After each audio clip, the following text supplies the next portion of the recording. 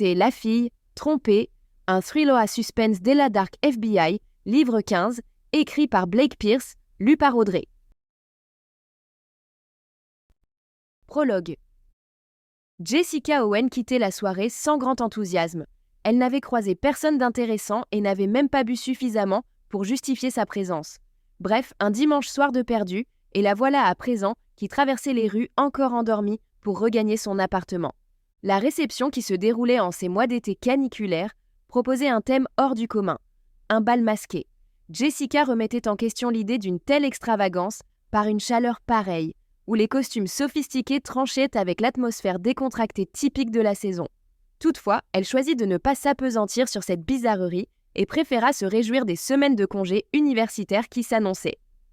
En empruntant la rue Willow, puis le sentier pittoresque bordant la rivière, elle contemplait l'un des derniers joyaux naturels dont Maywood pouvait se targuer.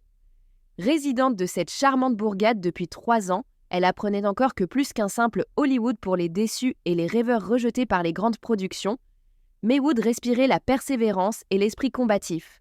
Elle longeait les reliquats d'un vieux studio désaffecté, ses charpentes de bois envahies par le lierre et la mousse se fondant dans le décor fluvial. Ses cabanes alignées et ce champ de maïs factice faisaient maintenant partie intégrante du paysage. Il y avait bien longtemps qu'elle n'avait plus exploré ces lieux, depuis un défi lancé entre amis durant leur adolescence. L'endroit nourrissait les légendes locales, hantées soi-disant par un acteur décédé trop tôt ou théâtre de romances clandestines, les histoires abondaient. Un invité masqué avait évoqué un meurtre commis la veille au studio, mais Jessica avait des doutes. Pour elle, c'était probablement une tentative maladroite pour piquer sa curiosité ou plus si affinité. Hors des écrans, ces tactiques perdent de leur superbe. Les ombres naissantes et l'évocation du plateau abandonné installèrent en elle une prudence soudaine. Progressant le long du cours d'eau, elle aperçut en face plusieurs silhouettes avançant avec une nonchalance ivre. Discernant 2 déguisements déjà vus à la soirée, elle en conclut à d'autres fêtards en fin de course comme elle et baissa la tête pour ne pas attirer l'attention. Son lit lui semblait infiniment plus tentant que toute conversation stérile avec ces inconnus. Ils s'évanouirent bientôt dans l'aube naissante, tandis qu'elle poursuivait son chemin. Passé le fleuve, elle traversa un champ transformé en parc à roulottes de fortune. Naviguant entre ces demeures éphémères, un silence inhabituel enveloppait tout. Si Maywood savait se faire discrète, cette nuit-là était autrement calme. Manquait le bourdonnement lointain d'une ville qui veille tard dans la nuit, le chant sporadique des grillons ou même le ululement solitaire des chouettes. Ici, tout semblait mis sur pause. Ses pas résonnaient curieusement sur le gravier muet tandis que les caravanes gardèrent leurs volets clos sans un murmure de vent entre elles. À proximité d'une vieille Airstream dont l'aluminium capturait faiblement l'éclat d'un lampadaire proche, elle crut distinguer une ombre derrière un rideau à peine remué, mais aucun visage ne vint s'y montrer. L'atmosphère était inhabituelle, ce lieu d'ordinaire si vivant, même aux heures les plus tardives, baignait dans un silence pesant. Il accueillait sans faute quelques noctambules, le vieil homme qui écoutait sa radio à l'extérieur, partageant ses morceaux de country avec les insomniaques de passage, ou le jeune couple qui murmurait des anecdotes au coin d'un feu. Mais cette nuit-là, rien de tout cela, que le calme troublant de l'obscurité. Jessica pressa le pas et se glissa par une brèche dans la clôture délimitant la zone. Son appartement se dessinait au bout de la longue avenue, mais la quiétude environnante rendait la distance plus importante qu'elle ne l'était. Soudain, son regard fut capté par une présence sur son chemin. Une vision qui lui glaça le sang. Entre 2 lampadaires, à quelques pas de l'entrée de son immeuble, une silhouette restait figée, enveloppée dans une cape longue et ondoyante dont l'étoffe presque translucide flottait dans la pénombre. La capuche cachait presque tout son visage, mais la lumière vacillante d'un réverbère voisin fit miroiter quelque chose de métallique, peut-être un masque ou une parure. Immobilisée au point que Jessica se demanda s'il s'agissait d'une statue ou d'une œuvre d'art avant-gardiste. Mais alors, la silhouette bougea légèrement, comme animée par le vent nocturne. 2 pas lents et calculés furent effectués en sa direction, puis tout s'immobilisa de nouveau. Probablement un invité tardif de la soirée, bien qu'il porte un costume insolite. Un instant, l'idée lui vint de rebrousser chemin pour emprunter une autre voie. Cependant, attirée par le confort proche de chez elle, elle continua d'avancer. Bien qu'il s'agisse sans doute d'un autre étudiant errant dans l'obscurité, il émanait de son accoutrement une aura dérangeante. Ce n'était ni grotesque ni provocateur, les caractéristiques habituelles des déguisements festifs, mais plutôt étrangement authentique. Un peu trop convaincant. Et aussi soudainement que le masque blanc et inexpressif avait surgi, il fut englouti par la noirceur environnante. Jessica cligna des yeux pour retrouver ses esprits et se sermonna intérieurement pour avoir cédé à sa fantaisie. Son souffle était court et son cœur battait la chamade. Elle s'efforça alors d'expirer avec profondeur pour chasser l'anxiété qui s'était levée en elle. Les récits entendus à l'université ne se bornaient pas à effigies terrifiantes et légendes urbaines. Ils étaient tangibles, crédibles. D'autres avaient mentionné être suivis après des soirées studieuses à la bibliothèque, escortés jusqu'à leur domicile ou pire encore agressés dans les recoins sombres du campus. Par les temps qui courent, mieux vaut redoubler de prudence, c'est juste quelqu'un qui veut me faire peur, murmura-t-elle pour se rassurer. Elle avait toujours eu une imagination fertile et il était plausible qu'elle ait laissé les contes du passé et l'atmosphère singulière de Maywood prendre le dessus. Elle reprit sa marche vers son foyer, impatiente de se retrouver dans l'intimité rassurante de son appartement. Lentement mais sûrement, les bruits nocturnes reprirent leur droit et comblèrent le silence initial. Les aboiements lointains d'un chien se firent entendre. Une voiture illumina brièvement la rue avant de s'éloigner dans un ronronnement discret. Arrivée à l'endroit où la mystérieuse figure était apparue, Jessica lança un regard discret autour d'elle, espérant peut-être reconnaître un visage ami ou déceler un indice attestant que tout ceci n'était qu'une farce innocente. Mais il n'y avait rien à voir à part les poubelles éparses et les débris habituels semés ici et là. Alors qu'elle approchait enfin de son bâtiment, elle aperçut l'éclat ténu filtrant depuis sa fenêtre du salon. C'est alors qu'un bruit perçant rompit brusquement l'humeur nocturne, un grattage rapide et urgent comme celui des pas précipités sur le bitume. L'instinct prit le dessus sur Jessica qui accéléra d'un coup. Cependant, elle commit cette faute classique tant vue au cinéma. Elle regarda derrière elle en courant. Derrière elle, à une distance dangereusement proche, la silhouette masquée réapparut. Elle avançait déterminée, sa cape ondulant telle une traînée d'ombre. Le masque complexe et métallique réfléchissait la lumière rare des lampadaires, créant des reflets spectraux sur les pavés enchevêtrés. Derrière cet écran impénétrable, ses yeux paraissaient fixer Jessica avec une intensité inébranlable. L'irréalité de la scène assaillit Jessica. Était-ce un vestige de la soirée, un fêtard acharné à étirer les réjouissances, ou bien était-ce la manifestation d'une menace plus sinistre? Chaque fibre de son être lui soufflait cette dernière possibilité. Et une demi-seconde plus tard, son doute s'évanouit. La silhouette pressa le pas, fondant sur elle et raccourcissant à vue d'œil l'espace entre eux. Le cœur de Jessica s'emballa davantage à mesure que l'adrénaline inondait ses veines. La panique et l'instinct de survie prirent les commandes, l'incitant à courir vers son immeuble. Le bruit précipité de ses pas se perdait sous celui, sourd et régulier, du mystérieux poursuivant. Alors qu'elle filait à toute allure, des conseils de survie parcouraient son esprit. Ne jamais courir en ligne droite, varier les directions, se fondre dans une foule ou un décor complexe pour semer son ennemi. Mais en cette heure matinale, les rues s'éloignaient désertes, et elle manquait cruellement d'options. Elle pesa rapidement ses alternatives. Devait-elle rejoindre son bâtiment et risquer de mener ce danger jusque chez elle? Ou fallait-il tenter une ruelle adjacente ou se dissimuler derrière une voiture garée? L'appel du refuge que constituait son appartement était tenace, mais elle ne pouvait se permettre de conduire cette entité menaçante à sa porte. Une allée sur sa droite lui offrait une échappatoire. Avec agilité, elle s'y engouffra dans l'espoir que ce mouvement brusque désoriente son adversaire. L'allée était plongée dans l'obscurité, les hautes façades alentour interceptaient les maigres rayons de l'aube naissante. Tandis qu'elle courait, elle remarqua un amas de caisses et barils vides contre une porte de service verrouillée. Sans hésiter un instant, Jessica se jeta derrière cet abri improvisé et s'accola contre le mur froid. Sa respiration saccadée résonnait dans ses oreilles. Elle tenta alors désespérément de se calmer en plaquant sa main sur sa bouche pour étouffer le bruit. Tendue, elle prêtait l'oreille pour détecter le moindre signe du poursuivant masqué. Bientôt, le silence oppressant fut troublé par les pas mesurés de la silhouette qui approchait, puis s'arrêtèrent brusquement à l'entrée de l'allée. Chaque seconde semblait interminable alors que Jessica gardait les yeux clos, espérant que son suiveur prenne la décision de continuer sa route en croyant qu'elle s'était échappée par l'autre bout. Aussitôt, l'écho des pas reprit puis décroissa jusqu'à se dissoudre dans la nuit silencieuse. Jessica relâcha un souffle qu'elle retenait sans savoir et attendit encore quelques minutes avant de bouger pour s'assurer que le danger était vraiment passé. Submergée par un flot de soulagement, elle sentit le choc des derniers instants commencer à se dissiper. Encore prudente, elle sortit furtivement de l'allée et accéléra le pas vers la porte de son appartement.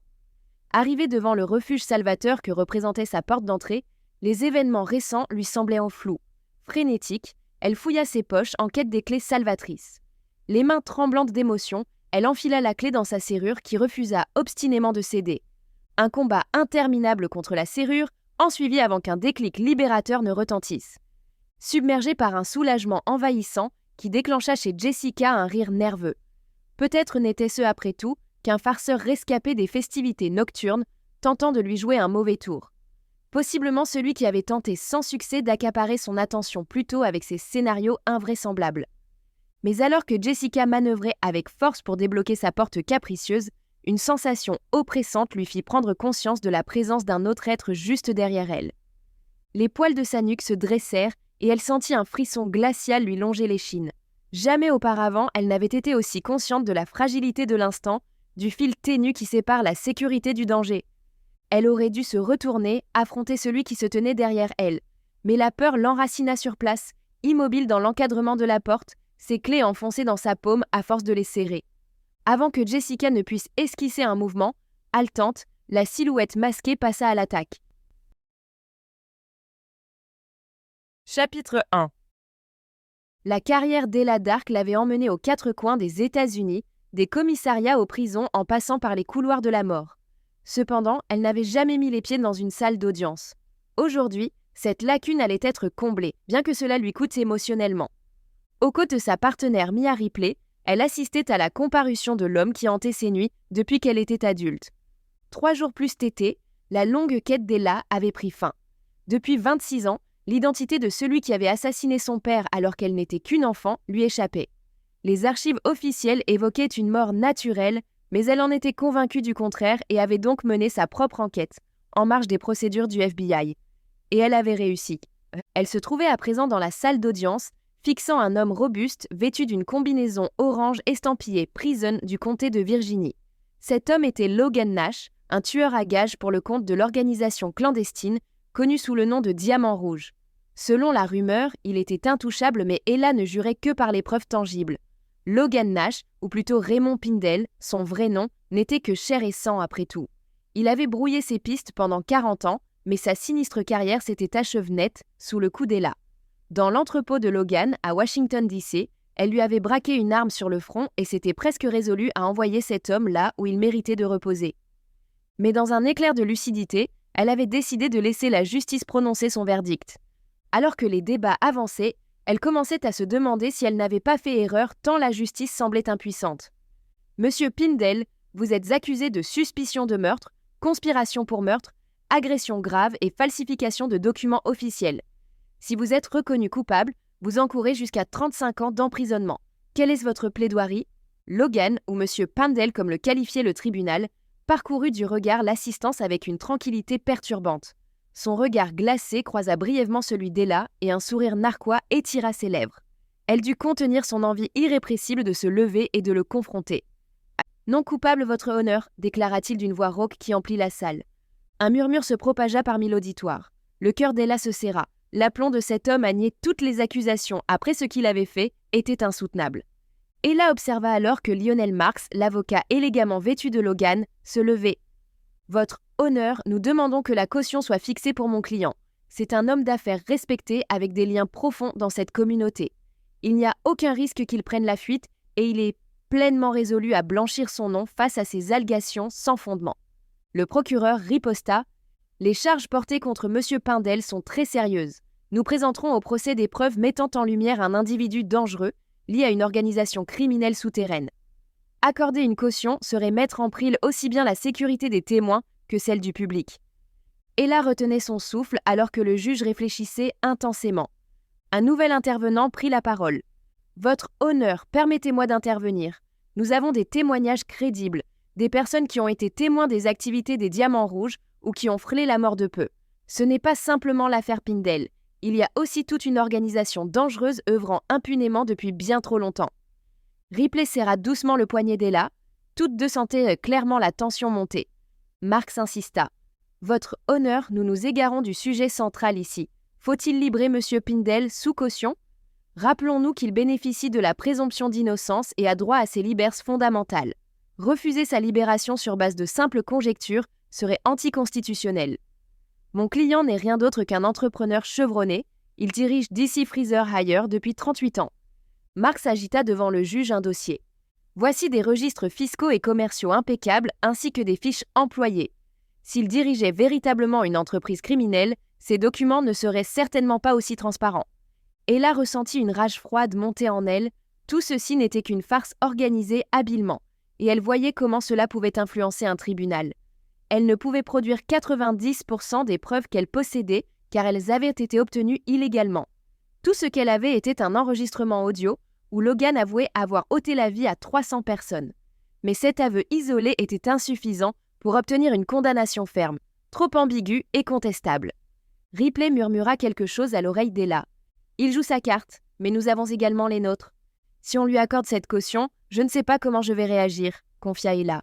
L'officier poursuivit. « Votre honneur, alors que Maître Marks met en avant la façade légale des activités commerciales de M. Pindell. » Marks interrompit. « Je me dois d'insister, ces accusations ne reposent sur aucune preuve concrète. » Le juge trancha. « Assez, ces débats ne sont pas de mise ici, gardez vos arguments pour le procès. » Après avoir repris place, Marks regarda triomphalement le juge annoncer « J'ai entendu les arguments des deux parties.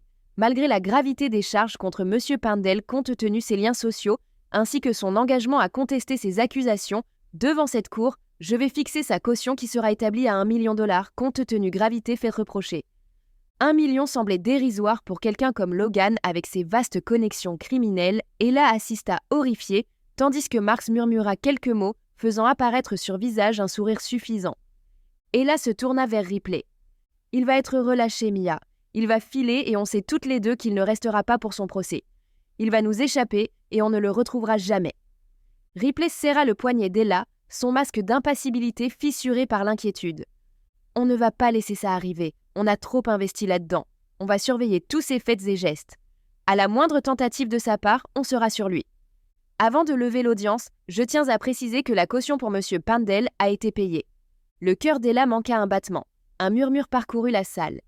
Logan pivota, un éclat de victoire dans le regard. Son attention était suffocante. Il lui envoyait un message sans équivoque. Il venait de remporter cette manche. Mia Ripley souffla entre ses dents. « Ce n'est pas terminé. Ça ne peut pas se finir comme ça. » Mais Ella se sentait paralysée, l'étau des années de traque serrant autour d'elle et l'éventualité criante d'un échec imminent. Elle entendait la voix de son père la pressant de continuer le combat, de ne pas laisser Logan triompher. Le juge reprit. « En raison de la délicatesse de cette affaire et des menaces potentielles pesant sur M. Pindell, venant du public ou de certaines personnes, je décrète que M. Pindell sera placé dans une résidence désignée par les forces de l'ordre pour sa protection jusqu'au début du procès. L'adresse restera confidentielle. » Marks se dressa pour protester, mais fut interrompu par le juge. « Ma décision est irrévocable. Elle assure autant la sécurité du prévenu que sa présence au procès. »« Sécurité minimale, » rétorqua Marks avec insistance. « Cet homme a des responsabilités professionnelles. » Logan esquissa un sourire narquois avant d'acquiescer. « Très clair, votre honneur. » L'ire qui montait en Ella était nouvelle et puissante. Elle palpitait en elle, un cri pour justice au nom de son père et des autres victimes tombées sous les coups de Logan au fil des ans. Le système semblait fléchir devant les caprices d'un monstre. Ella murmura à sa partenaire « Il ne peut pas s'en sortir comme ça, Mia, pas après tout notre travail acharné. » Mia lui tapota l'épaule avec assurance. « Regarde, il est sous surveillance et muni d'un bracelet électronique. On a une opportunité là, mais il nous faut davantage, des preuves bétonnes et indéniables. Tu crois vraiment qu'il va rester ici ? Il aura pris la poudre d'escampette avant ce soir. » Le juge conclut d'une voix ferme, bien qu'épuisée. « Suite aux décisions prises aujourd'hui, je clôt cette audience jusqu'à nouvel ordre. Nous reprendrons lorsque la date du procès aura été fixée. Monsieur Pindell, suivez les agents jusqu'à votre résidence temporaire. J'attends que chacun soit prêt pour notre prochaine rencontre. » Un coup de marteau retentit, marquant la fin de l'audience. Les gens se levèrent, un brouhaha accompagné du bruit des pas emplit l'espace, tandis que les avocats rangèrent leurs documents et qu'une escorte policière entourait Logan pour le mener hors du tribunal. Ella peinait à respirer, elle avait cette sensation oppressante comme si elle était sous l'eau, chaque parcelle de son être criait à l'injustice et voulait prendre les choses en main, mais elle savait qu'elle devait conserver son sang-froid, surtout maintenant. Alors que la salle se vidait lentement, Mia s'approcha avec une détermination gravée sur son visage. « L'affaire n'est pas close, Ella. Logan vient peut-être de gagner une bataille, mais certainement pas la guerre. » Ella retint ses larmes amères. « J'avais cru qu'en le mettant derrière les barreaux, on pourrait tourner la page. Mais tout semble partir en lambeaux maintenant. » Mia lui rappela leur résilience. « On a déjà surmonté bien pire. Il est fliqué 24h/24 grâce à ce bracelet. On va le garder à l'œil constamment, mais on a besoin de plus. Des preuves implacables qui tiendront devant n'importe quel tribunal. » Abattu, Ella porta une main à son front. « Mais je n'arrive toujours pas à croire qu'il soit libre sous caution, ni que quelqu'un ait sorti aussitôt le montant nécessaire. » L'ombre s'insinua dans le regard de Mia. « Les Diamonds, ils sont tous pareils, mais on n'est pas seul dans ce combat. Il faut se restructurer et bâtir une nouvelle stratégie. » « Ils savent pour l'enregistrement, Mia, c'était notre joker. »« Alors on en trouvera un autre, » rétorqua-t-elle avec conviction. « On a toujours été un pas en avant, il suffit qu'on réfléchisse. » Alors que la salle d'audience se vidait doucement, Logan Nash, vêtu de sa tenue orange de détenu, avanait lentement vers la sortie. Son allure n'avait rien de pressé, chaque pas semblait mesuré, comme s'il goûtait à chaque instant de sa sortie triomphante. Au moment où il parvenait aux portes, il marqua un temps d'arrêt et se retourna pour plonger son regard dans celui d'Ella. Ses yeux d'un bleu glacial brillèrent de malveillance et d'amusement en croisant les siens. Un sourire suffisant et menaçant étira lentement ses lèvres, savourant visiblement l'angoisse qui se lisait sur le visage d'Ella. C'était une provocation silencieuse, une raillerie sans mots destinée uniquement à elle. Le regret étreignait sa poitrine, lui coupant le souffle pendant quelques secondes interminables. Elle repensait à ce moment dans l'entrepôt de Logan, son doigt hésitant sur la gâchette. Il aurait été si simple de presser sur celle-ci, mettant fin au jour de l'homme responsable de tant de souffrances pour elle et pour tant d'autres. Maintenant, devant son arrogance et son impunité apparente face à la justice, elle regretta amèrement de ne pas l'avoir éliminée quand elle en avait eu l'opportunité. Chapitre 2. Il ne nous est plus possible de rester ici, Ben. L'appartement d'Ella baignait dans une lumière tamisée, la douceur des lampadaires extérieurs filtrée par les stores entrebâillés. Le salon reflétait son esprit, un désordre maîtrisé. Les murs étaient couverts de post-it, photos et annotations sur Logan Nash, ainsi que sur les liens qu'elle avait tissés avec lui. Un tableau recouvert de liège trônait dans un coin du salon, des fils tendus entre divers éléments susceptibles de constituer des preuves contre les Red Diamonds. Ben observait le tableau en silence, comme s'il faisait face à un artefact extraterrestre. Il passa une main dans ses cheveux bruns désordonnés, tandis qu'une ride d'inquiétude se formait sur son front. Se tournant vers Ella, assise sur le sofa, fixant distraitement les murs, récemment repeints par le propriétaire, il entama le dialogue. « Ella, je ne prétends pas saisir toute l'étendue de cette affaire pour toi, débuta-t-il doucement. Mais tu dois croire en la justice. S'il est coupable, ils le feront tomber. Ce n'est pas aussi simple que ça avec le système judiciaire, Ben. Il est entaché d'imperfections et manipulable par des gens comme Logan. » Il s'approcha d'elle et prit place à ses côtés. « Mais toi, tu as réuni des preuves ? Tout ça, fit-il en pointant du doigt le tableau. C'est suffisant pour qu'il soit condamné ? » Ella secoua doucement la tête, sa voix n'était plus qu'un fil ténu. « Une grande partie ne tiendra pas au tribunal. Je n'ai rien qui prouve concrètement qu'il a tué mon père si ce n'est sa propre confession possible. Et même si c'était le cas, je ne peux les dévoiler sans exposer comment je suis parvenue à les obtenir. » Elle sentit dans le regard troublé de Ben sa perplexité grandissante. « Que veux-tu dire ?» Un instant, Ella hésita sur la quantité d'informations à partager avec lui. Depuis leur rencontre 8 mois plus tôt et après une série d'épreuves, y compris une confrontation dangereuse avec son pire ennemi, leur relation s'était solidifiée. Elle lui faisait suffisamment confiance pour lui confier sa vie. Certaines méthodes que j'ai employées pour découvrir la vérité sur Logan, elles étaient tout sauf légales. Sa surprise fit lever ses sourcils. « Tu insinues que tu as… » D'un signe affirmatif de la tête, elle confirma, un mélange de fermeté et de remords sur son visage. Je devais agir, Ben. Je n'allais pas attendre que des réponses me tombaient dessus. Un soupir s'échappa des lèvres de Ben. « Que as-tu fait précisément ?» Ella fit une pause avant de se résoudre à la franchise sous le poids accablant du secret. « J'ai accédé à des fichiers confidentiels du FBI sans y être autorisée. Rien que ça ? Ça peut paraître banal, mais loin s'en faut. Accéder à des informations classifiées pourrait me coûter mon poste au mieux ou m'envoyer derrière les barreaux au pire. Et ce n'est pas tout, j'ai également obtenu certaines informations grâce à un collègue hors protocole. Toute divulgation nous compromettrait tous deux. » Ben passa encore une fois sa main dans ses cheveux, tandis qu'une inquiétude manifeste envahissait son visage. « Diable, Ella, ce sont des risques inconsidérés. Quand vont-ils découvrir tout ça ? Je ne sais pas s'ils mettront la main dessus un jour. Mais si je suis appelée à témoigner contre Logan, ils voudront savoir d'où viennent les preuves. Et là, ils me retraceront rapidement. » Ben se frotta les tempes d'un geste las. « Prenons le temps de réfléchir. Si tu es convoqué, tu peux contester la validité de la preuve, prétendre qu'elle est irrecevable ? Ella laissa échapper un soupir lourd de sens. Je pourrais, mais cela reviendrait à dissimuler des preuves dans une affaire capitale. Et si j'ai accédé à des informations confidentielles, ils auront toutes les raisons de lancer une enquête à mon encontre. Ben se mit à arpenter la pièce. Il faut entrer en contact avec l'agent du FBI qui t'a aidé. Peut-être qu'elle sait quelque chose ou a entendu des bribes sur cet accès non autorisé.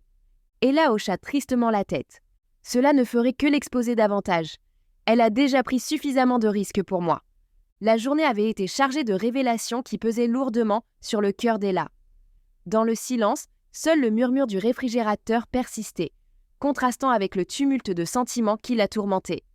Son regard balaya l'appartement, son nid douillet. Les souvenirs des soirées films, des repas partagés et des moments tendres avec Ben défilaient dans son esprit. Ella aspirait à un quotidien plus serein où choisir un restaurant ou une nouvelle série Netflix serait son unique préoccupation. Des jours et des nuits emplis de rires, loin des tracas juridiques et des vieilles querelles. « Pourquoi maintenant » murmura-t-elle en joignant les mains comme pour prier. Alors qu'elle et Ben avaient retrouvé leur équilibre, tout menaçait de basculer avec cette affaire entourant Logan et ses méfaits. Cette ironie amère ne lui échappait pas. Ses propres actes, entrepris pour obtenir justice pour son père, risquaient maintenant de mettre en péril l'existence qu'elle espérait construire avec Ben. La menace que faisait planer la perspective d'éventuelles poursuites judiciaires, non seulement sur elle mais aussi sur la veuve Reed, nouait son estomac d'anxiété. « Tu ne veux pas te mettre au vert chez moi quelque temps » lança Ben. « Ne t'inquiète pas, je ne te parle pas encore de cohabitation. » Un sourire timide se dessina sur les lèvres d'Ella, touchée par son effort pour détendre l'atmosphère. Il lui avait déjà proposé d'emménager il y a quelque temps, mais elle avait estimé que c'était prématuré. « Finalement, je pense accepter ton invitation, » dit-elle. « Il aura fallu un assassin pour ça, » plaisanta Ben. « Ça ira ? Je ne vais pas t'imposer ma présence ?» Ben émit un rire complice. « Toi, un fardeau ? Certes, tu as tes moments exaspérants, mais si on ne se couche pas au moins une fois par semaine en haïssant son conjoint, c'est que quelque chose cloche. Tu crois vraiment ? Les relations impliquant de vivre toute une palette d'émotions. Ella n'était pas convaincue que ce soit une bonne chose, mais elle aimait l'idée. Toute la palette, y compris anxiété et tristesse ? Évidemment non, mais ces choses font inévitablement partie de la vie à deux. Sans compter que ta carrière te met aux prises avec des psychopathes. Un silence presque confortable s'installa entre eux avant qu'Ella ne reprenne. Peut-être devrais-je envisager la retraite moi aussi. Tu devrais voir Ripley depuis qu'elle songe à raccrocher. Quelle vitalité ! Ben parut songeur. Peut-être bien. Après tout, tu as tant de possibilités devant toi. Mais je sais au fond que tu n'envisages pas cette option sérieusement. Ella s'affala dans son fauteuil, pensive. Je sais, renoncer à ma quête de vérité et de justice m'est essentiel. Y renoncer me donnerait, je ne sais pas, une impression d'échec. Alors poursuis ton chemin. La vie est un canevas. À toi d'y apposer tes couleurs tant que tu remplis les conditions requises. Le rire d'Ella perça le silence. C'était une allusion ? Peut-être bien un peu. Un sourire malicieux s'esquissa sur les lèvres de Ben. Et si tu choisissais finalement la retraite anticipée, pourquoi ne pas te reconvertir en consultante ? Avec ton expertise et tes talents, nombreux seraient ceux prêts à payer pour tes conseils précieux. Un sourcil levé et un sourire naissant aux lèvres d'Ella. Consultante ? Tu m'imagines vraiment dans un bureau dispensant des formations ? Il éclata de rire. Je n'ai aucun mal à me l'imaginer. Et puis, une femme en tailleur, ça a un certain charme. La perspective d'un nouveau départ, d'une vie sans danger ni chaos incessant, séduisait Ella. Mais pouvait-elle vraiment renoncer à tout ce qu'elle connaissait ? À l'adrénaline des poursuites ? À la satisfaction d'élucider une affaire ? Se levant, elle jeta un regard au tableau couvert d'informations sur Logan Nash. C'était le reflet des risques encourus, des frontières qu'elle avait franchies et de son engagement sans faille pour la justice. Elle se tourna vers Ben, les yeux humides. « Ben, je suis vraiment navrée de t'avoir impliqué dans cette histoire. Ce n'est pas ta bataille, et pourtant te voilà pris au piège à cause de moi. » Il se rapprocha et posa la main sur son poignet. « Écoute, c'est mon choix d'être ici, avec toi. J'aurais préféré qu'on ne vive pas sous une telle menace, mais je ne regrette pas une seconde notre complicité. On a surmonté bien pire ensemble. » Ella repensa à ce jour, quelques mois plus tôt, où leur ennemi l'avait prise en otage avec Ben dans cet appartement même. Ils avaient fini par maîtriser leurs assaillants et précipiter leur chef du balcon avec une corde autour du cou. C'était loin d'être un rendez-vous classique, mais c'était un souvenir qui leur rappelait bizarrement leur force commune. Elle essuya une larme et acquiesça. « Tu as raison, on a affronté bien pire et on s'en est toujours sorti renforcé. C'est juste un nouveau défi à relever. J'aurais aimé qu'il soit moins complexe. » Ben afficha un sourire doux et releva son visage pour croiser son regard. La vie est rarement simple, elle, et il serait naïf de prétendre le contraire. Mais on fait face ensemble, on n'a pas oublié, on s'en sortira comme on l'a toujours fait. Dans ses yeux noisettes empreints de sérénité, elle trouva du réconfort. J'ai peur que chaque décision me coûte cher. Mon travail, ma liberté, toi. Tu es armé et futé. Tu sais où ce Logan va être détenu ces 3 prochains mois? Non, sa localisation est tenue secrète et il a la possibilité de se déplacer tant que ça ne dépasse pas 5 miles à la ronde. Qui lui empêche de filer au Canada ou de s'embarquer pour la France afin de disparaître sous une autre identité? Il porte un bracelet électronique, non? Ces bracelets sont en plastique et non en titane. Il pourrait s'en défaire facilement. Tu crains davantage qu'il prenne la fuite ou que ses acolytes nous traquent? Ella baissa les paupières avant de relever les yeux vers Ben avec franchise. Les deux, Logan est rancunier et malin. S'il s'échappe, il reviendra plus fort après s'être réorganisé. Et il a assez de fidèles qui seraient heureux de me voir 6 pieds sous terre. Ben durcit son expression face à cette réalité. Alors quel est le plan? On pourrait se replier chez moi pour quelque temps, mais après? Ella était démunie face à cette question. Elle ne pouvait traquer Logan sans éveiller les soupçons. Toutefois, vivre dans la crainte constante d'être rattrapée par lui était impensable. Son procès ne serait que dans 3 mois et bien des choses pouvaient survenir d'ici là. Je vais trouver une solution. Il me faut juste un peu de temps. Ben l'enveloppa d'une étreinte. On devrait peut-être augmenter la sécurité chez moi, installer quelques caméras de surveillance supplémentaires, contacter nos sources pour récolter des infos sur les agissements et les plans de Logan. Bonne initiative, inspecteur, répondit-elle avec un sourire. Lui rendit son sourire malicieux. J'apprends auprès de la meilleure. Elle rit légèrement. Allez, on a des valises à boucler. Tu vas expérimenter le cauchemar ultime de tout célibataire. Vraiment? Interrogea Ben, curieux. Exactement, tu vas cohabiter avec une demoiselle. Chapitre 3. Le rire cristallin de Mia Ripley emplissait le restaurant, se mêlant harmonieusement aux 12 airs de jazz qui flottaient dans l'atmosphère. La lueur des chandelles faisait pétiller son regard, trahissant une joie qu'elle n'avait plus goûtée depuis longtemps. En face d'elle, Martin écoutait avec attention. Ses yeux bleus acérés et ses cheveux sel et poivre brillaient d'intérêt. Chaque plat arrivait à leur table comme par magie, au rythme parfait de leur conversation animée. Alors que Mia détaillait avec passion ses traques de criminels en tout genre, Martin se penchait vers elle, captivé. Il avait lui-même été agent avant qu'une blessure ne le force à quitter le terrain prématurément. « Comment tu supportes tout ça ?» s'interrogea-t-il après une gorgée de vin. Être confronté à tant d'horreurs au quotidien? Mia esquissa un sourire mélancolique. « On finit par s'y faire, chacun a sa méthode pour tenir le coup. Toi-même, tu y étais confronté avant. Certes, mais je n'ai jamais eu affaire à des monstres de l'envergure de Charles Manson. » Un rire léger s'évada des lèvres de Mia. « Manson, je lui ai rendu visite une fois à Saint-Quentin. Un homme détestable. » Martin acquiesça avec un sourire en coin. « Il en donne bien l'impression. J'en ai vu des monstres, tous aussi terrifiants les uns que les autres, » poursuivit-elle. Elle remarqua du coin de l'œil Martin caresser machinalement une cicatrice sur son avant-bras.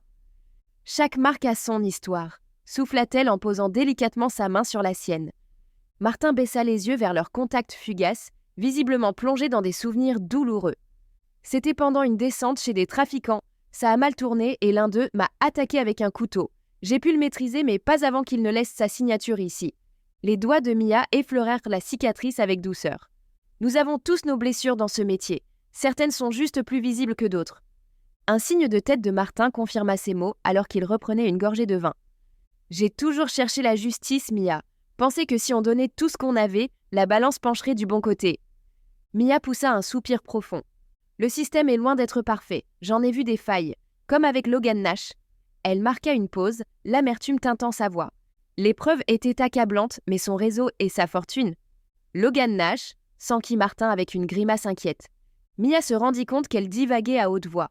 Logan était encore un inconnu pour le grand public, mais désormais qu'elle avait abordé le sujet, elle ressentait le besoin pressant de se confier pour alléger son cœur qui pesait lourd sur cette affaire non résolue. Elle reprit la parole, hésitante. « Logan Nash est celui qui a tué le père de ma collègue il y a 20 ans. Nous étions présents à son audience ce matin même. » Martin fronça les sourcils, préoccupé. « Et cet homme est libre ?»« Pour le moment, oui, » répondit-elle d'un ton amer. « Il a été relâché sous caution et risque même de ne pas être jugé coupable malgré tout. » Le visage de Martin exprimait la consternation, tandis que les pensées tumultueuses tourbillonnaient dans sa tête. Comment est-ce possible? Comment peut-on en arriver là? Dans les yeux bleus sincères de Martin reflétait un intérêt authentique pour son récit. Autour d'eux, l'ambiance du restaurant semblait s'estomper. Seul comptait cet instant privilégié où ils partagèrent leur vécu si particulier en créant une bulle autour d'eux. Pour Mia, c'était une rareté. Ces histoires étaient souvent trop sombres pour être partagées sans filtre avec ceux qui traversaient brièvement sa vie sentimentale. Ma coéquipière a suivi sa piste hors des protocoles du FBI. En solitaire? Oui, elle n'avait pas vraiment le choix et j'ai apporté mon aide autant que possible, sans dossier ouvert ni preuve tangible pour une enquête officielle. Mais Ella a tout risqué pour retrouver cet homme et obtenir ses aveux, pour finalement voir ses efforts anéantis aujourd'hui. Martin reposa son verre et agita les mains, interrompant la conversation. Un instant, tu as vraiment prêté main forte à ta coéquipière pour cette enquête non officielle? Ripley sentit l'anxiété monter, redoutant une erreur de jugement. Oui, j'ai aidé. Toi-même, tu as été agent. Ne me fais pas croire que tu as toujours suivi les règles à la lettre. Certainement pas, mais ce que je veux dire, si vous possédez des informations sur ce Nash, vos déclarations combinées devraient peser lourd, non? Vous n'êtes pas n'importe qui. Vous faites partie de l'élite. Mia s'adossa à sa chaise, faisant tourner sa coupe entre ses doigts. Les ombres s'allongèrent sur la nappe à la faible lueur des bougies. Ce n'est malheureusement pas si simple, répondit-elle dans un murmure teinté d'épuisement. Logan Nash est une ombre qui œuvre depuis trop longtemps. Ses méthodes sont d'une précision diabolique. La plupart des preuves qu'Ella avait amassées étaient indirectes. Sans éléments concrets, sans un dossier béton, nos témoignages ne pèseront pas lourd. Nous espérons que vous avez apprécié cet aperçu. Pour continuer à écouter ce livre audio sur Google Play Livres, utilisez le lien dans la description de la vidéo.